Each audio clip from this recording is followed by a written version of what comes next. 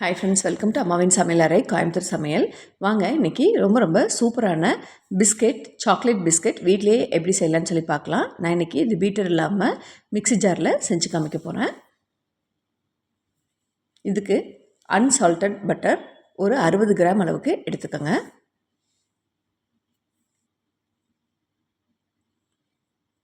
ஃபுல்லாகவே பட்டரில் செய்ய இஷ்டம் இல்லைன்னா 40 கிராம் பட்டர், ஒரு 20 கிராம் டால்டா சேர்த்து பண்ணுங்கள். இதோட ஒரு 45 கிராம் அளவுக்கு சுகர் எடுத்துக்கிறேன், பவுட்ரு சுகர். சுகரை நல்லா பவுட்ரு பண்ணிவிட்டு எடுத்துக்கோங்க.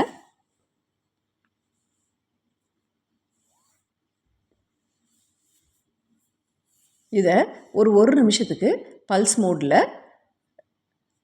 விட்டு அடித்து எடுத்துகிட்டு வந்துடலாம். இந்தளவு அடிச்சுட்டு வந்துக்கிறேன். 75 கிராம் அளவுக்கு மைதா எடுத்திருக்கேன். ஒரு டேபிள் ஸ்பூன் கொக்கோ பவுடர் இதோடு சேர்த்துக்கிறேன்.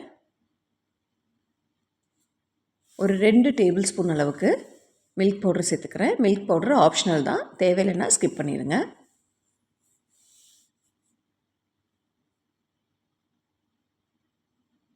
இது எல்லாத்தையுமே ஒரு பெரிய பவுலில் மாற்றிக்கிறேன். ஏன்னா சப்பாத்தி மாவு மாதிரி நம்ம பிசையணும், அதுக்கு பெரிய பவுலுக்கு மாற்றிக்கலாம்.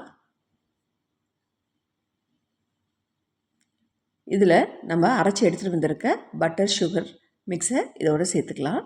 சேர்த்து ஒரு சப்பாத்தி மாவு கன்சிஸ்டன்சிக்கு நல்லா பிசைஞ்சு எடுத்துக்கோங்க. அம்மாவின் சமையலறை கோயம்புத்தூர் சமையலை சப்ஸ்கிரைப் பண்ணாமல் இருந்தீங்கன்னா சப்ஸ்கிரைப் பண்ணுங்கள். மறக்காமல் ஆளுங்கிற பட்டனை ப்ரெஸ் பண்ணுங்கள். அப்போ தான் நான் போடுற எல்லா நோட்டிஃபிகேஷனும் உங்களுக்கு உடனே வரும்.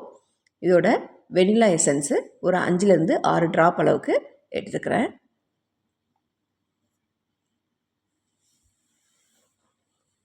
நல்லா ஒன்று சேர பிசைஞ்சு எடுத்துக்கோங்க. ரொம்ப அழுத்தம் கொடுத்து பிசையணுங்கிறது இல்லை.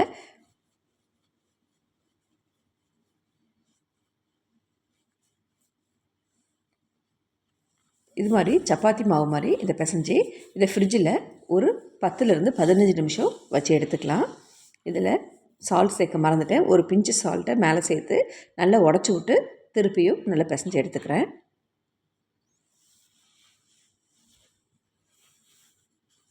இப்போது நல்லா ரெடி ஆயிடுச்சு. இதை ஃப்ரிட்ஜில் வச்சு எடுத்துகிட்டு வந்துடலாம்.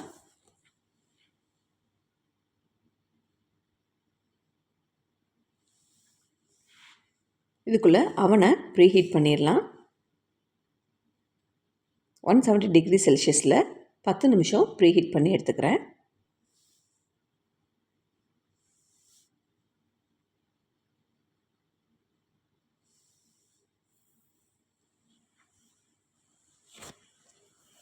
ஃப்ரிட்ஜில் வச்ச டோர் நல்லா ரெடி ஆயிடுச்சு. இதிலிருந்து சின்ன உருண்டைகளாக எடுத்து நமக்கு என்ன ஷேப் வேணுமோ அந்த ஷேப்பில் பிஸ்கட்டை நம்ம தட்டி எடுத்து வச்சுக்கலாம். மோல்டு இருந்தால் நீங்கள் மோல்டில் பண்ணுங்கள். நான் இன்றைக்கி கையில் தான் பண்ணுறேன். இதே மாதிரி எல்லா பிஸ்கட்களையும் எடுத்து ட்ரேயில் வரிசையாக அடுக்கி வச்சுக்கலாம். இதில் கொஞ்சம் இடம் கேப் கொடுத்து வைங்க.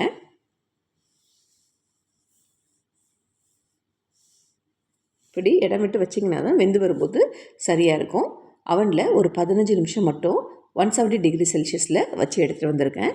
பாருங்கள், சூப்பராக பிஸ்கட் ரெடி ஆகிருக்கு. கொஞ்சம் ஆற விட்டு எடுங்க.